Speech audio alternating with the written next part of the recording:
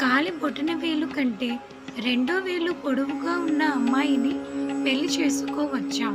సాధారణంగా పెళ్లి చూపులు అనగానే అబ్బాయి అమ్మాయిని, అమ్మాయి అబ్బాయిని గమనిస్తూ ఉంటారు. ఎవరు ఏ విధంగా ఉన్నారు, ఎటువంటి పోలికలున్నాయి అనేవి చూస్తారు. కానీ పూర్వకాలంలో పెద్దలు మాత్రం ఎక్కువగా ఎలాంటి పోలికలు ఉన్న అమ్మాయిని పెళ్లి చేసుకోవాలో సూచించారు. అవేంటో ఇప్పుడు చూద్దాం. ప్రస్తుత సమాజంలో కొందరు మంచి నడవడిక లక్షణాలను బట్టి క్యారెక్టర్ను చెబుతున్నారు. ఇండియాలో కొంతమంది గడసరి అత్తలు పొడవాటి రెండో కాలి వేలు ఉన్న అమ్మాయిలను పెళ్లి చేసుకోకూడదని కొడుకులకు సూచించే వాళ్ళట. ఎందుకంటే వాళ్ళు చాలా డామినేటింగ్గా ఉంటారనే ఈ నియమం పాటించేవాళ్ళు.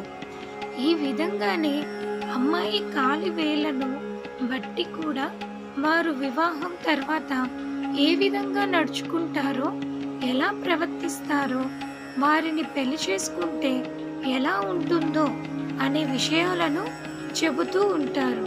అమ్మాయి కాలి బొటన వేలు కంటే దాని పక్కన వేలు పొడవుగా ఉన్నట్లయితే వారు చాలా తెలివైన వారిగా ఉంటారంట.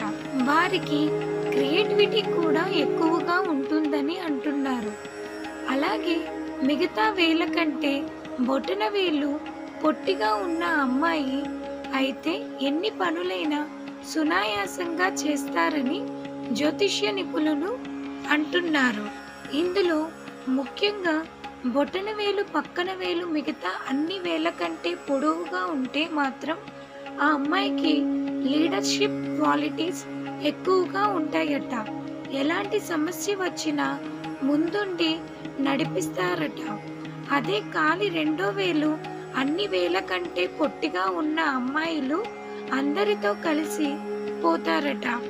అదే కాలి మొదటి 3 వేలు సమానంగా ఉండి చివరి 2 వేలు చిన్నగా ఉన్న అమ్మాయిలు చాలా దృఢంగా ఉంటారట.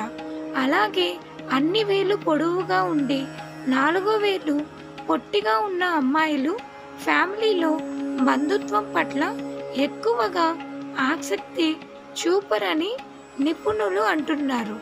మీకు ఈ వీడియో కనుక నచ్చినట్లయితే ప్లీజ్ ఒక లైక్ చేయండి. మీ లైక్ మాకు ఎంతో సపోర్టివ్ని, ఇలాంటి మరిన్ని వీడియోస్ చేసేందుకు ఎంకరేజ్మెంట్గా ఉంటుంది. Thank you for watching. Please like, share and subscribe.